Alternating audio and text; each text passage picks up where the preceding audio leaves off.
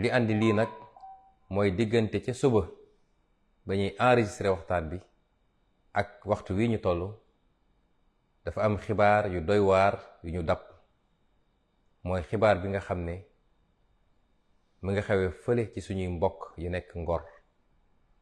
ñu ne nag dinañu ubbee waxtaan bi ci loolu gannaaw bu ñu gërëmee sant suñuy nattaango leaderu Yewwi Askan Wi nga xam ne tey def nañu waxtaan wu am solo waxtaan ak sénégalais yi te jëmale ko ci suñu jëmm daal di feddale kóllëre ak xaritoo waaye surtout feddale diggante gi nga xam ne moo dox ci man ak ñoom ci li nga xam ne gëm-gëm la pas-pas la ak bëgg réew mi la.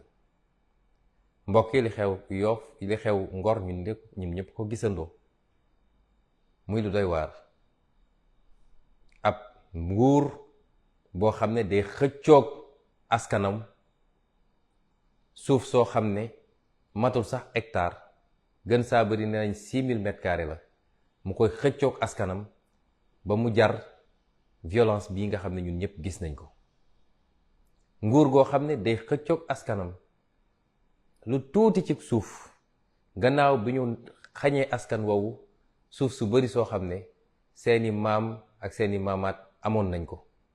ba tey soo demee Ngor nit ñaa ngi dund ci xat goo xam ne ndax famille yi màgg na yaatu na ñu dagg suuf sépp séddoo ko ak jaay ko ba tey tuuti leen dese woon ñu amoon mbébét def fa ay projet ñu leen loolu dafa amee.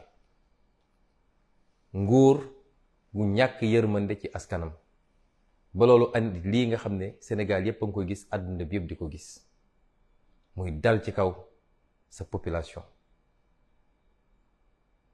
nguur goo xam ne lenn rek la xam diggante ak population bi mooy ku yëngu naa dal ci kawam, naa ko tënc, naa ko gaañ. loolu yépp na ñu teg ko ci force restera à la loi.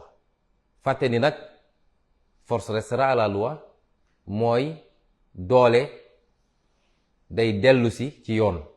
fàtte ni yoon googu nag ñu jox doole, yoon googu mooy yoonu askan wi. du yoonu Macky Sall, du yoonu Antam Diome, du yoonu général Moussa Fall, du yoonu Bokar Yàgg, waaye mooy yoonu askan wi. mbokk yi, ku yërëmul sa askan mënoo ko jëmale kanam. lii nag mooy li ñuy xeex bés bu ne. ñu jàpp ni diggante Ousmane Sonko ak Macky Sall la, waaye nii mu amee tey Ngor amee na noonu fu ne ci réew mi, muy dëkku taax yi muy dëkku kaw gi. bis bu ne ñu dal ci kaw ay population jaay leen doole, amuñu fuñ ko jooytoo. te li gën a yéeme ci li xew jamono ji mooy bu yi amee télévision yi Sénégal yi sax ñemetuñu ko wone, ndax Macky Sall nee na leen bu leen wone su may noot sama askan bu ko kenn wone. moo nem de France bee ñu ne démocratie la. bu manifestation yi amee ak ni muy métti yépp télévision publique ak télévision privée yépp dinañ ko wone ba askan wi xam li xew. tey bu dul woon réseaux sociaux yi ak yenn page Facebook yi, sénégalais yi duñu xam li xew ci réew mi. mën nañ fa tëj nit ñi, gaze leen, rey leen te kenn du ko yëg. lii mooy li ñuy xeex bés bu nekk. waaye nag ñu war cee jàngat lu bari. waa Ngor dañu wuyu seen tur, mooy nit ñu am ngor lañu. ngor mooy dignité. ku am dignité di nga jaar ci kawam, waaye doo ko jaay doole, doo ko noot, doo ko takk bu mu jaam. may wax waa Sénégal, lan moo tax ñun ñu war a nangu Macky Sall takkuñu bu mu jaam?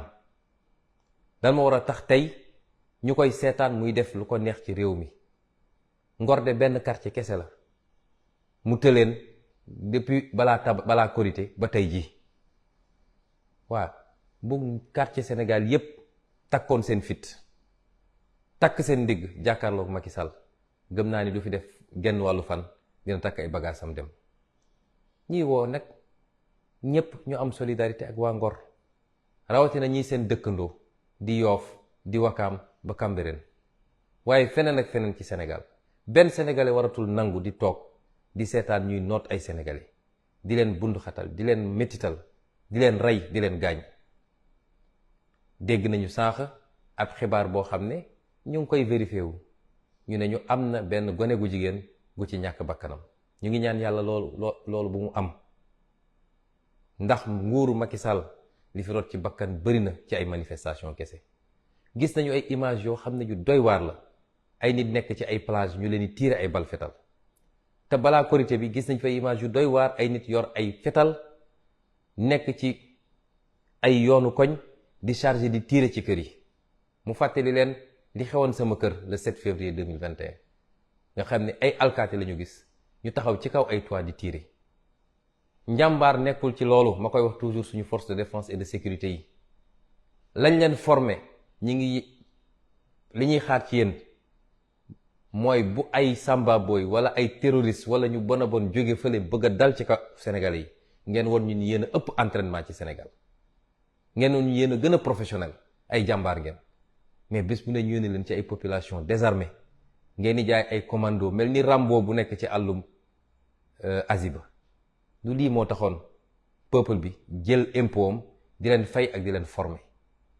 ngeen war a am yërmande ci seen askan te xam ni doole gi ñu leen dénk doole askan googu la, du doole Macky Sall. kon li xew Ngor métti na ci ñëpp, ñu koy massawu ñëpp, à l'attention de nos amis étrangers.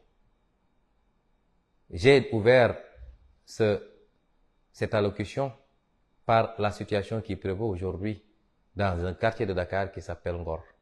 Les images que vous voyez dérouler en boucle derrière moi se rapportent à ce quartier, où depuis plus d'un mois maintenant, des populations réclament un petit lopin de terre de 6000 m².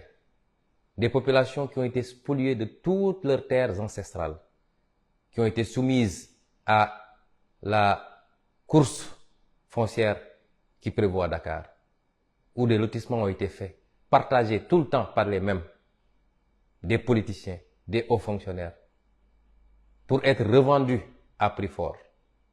De sorte que ces populations aujourd'hui vivent dans la promiscuité dans leur quartier traditionnel. Et le petit lopin de terre qui leur restait leur est aujourd'hui enlevé pour soi-disant l'édification d'une brigade de gendarmerie, ce qu'il faudrait vérifier d'ailleurs. Et ces populations disent niet. Et la seule réponse que Macky Sall leur sert, c'est encore la répression, la violence et la brigade. Et les images qu'on a vues aujourd'hui, les images qu'on a vues les jours passés, sont indignes d'un État comme le Sénégal. Et Macky Sall use et abuse de la répression sous le fallacieux prétexte que force doit rester à la loi, ignorant que la loi, c'est le peuple sénégalais. Et ce qui se passe est déplorable. Et c'est cela l'objet de notre combat de tous les jours. C'est ces violences que nous subissons tous les jours. Beaucoup de Sénégalais ou certains Sénégalais ont pu penser que c'est une adversité politique simplement, que ça tourne autour de la conquête du pouvoir. Que nenni, on se bat pour des principes et des idéaux, pour que notre démocratie, pour que nos libertés ne soient pas confisquées par un homme boulimique de pouvoir, entouré de gens qui se sont enrichis sur le dos du Sénégal et des Sénégalais. Et aujourd'hui, nous constatons ce qui se passe à Ngor avec beaucoup d'amertume. Mais l'enseignement qu'on en tire, parce qu'en Wolof, Ngor veut dire dignité. Et ces habitants-là répondent bien au nom de leur cité. Parce que désarmés, même désarmés, ils font face à un régime arbitraire et délibérément violent. Nous appelons tous les Sénégalais à se solidariser avec le quartier de Ngor. Et le principal enseignement que j'en tire, c'est que si les Sénégalais se mettent debout, prennent leur courage à deux mains, il n'y a pas de force de répression qui peut les contenir. Et Macky Sall ne passera pas une journée de plus à la tête de ce pays. Si c'est un quartier qui résiste depuis plus d'un mois, imaginez ce que ferait le soulèvement de tous les quartiers pour résister à l'oppression. Et c'est pourquoi j'appelle tous les Sénégalais, et particulièrement les quartiers limitrophes, de Yoff, de Ouakam, de Cambérène, tous les quartiers limitrophes, à se solidariser avec nos frères de Yoff. Nous avons été informés qu'il y aurait eu déjà un mort, précisément une jeune fille. Nous sommes en train de vérifier l'information et nous souhaiterons qu'il n'en soit pas ainsi. Et ce serait déplorable parce qu'il y a eu trop de vies humaines perdues sous le régime de Macky Sall abattus lâchement par des forces de défense et de sécurité pendant des manifestations. Des dizaines aujourd'hui. Et Macky Sall ne compte pas s'arrêter à si bon chemin. Il faut arrêter ce massacre qui ne dit pas son nom.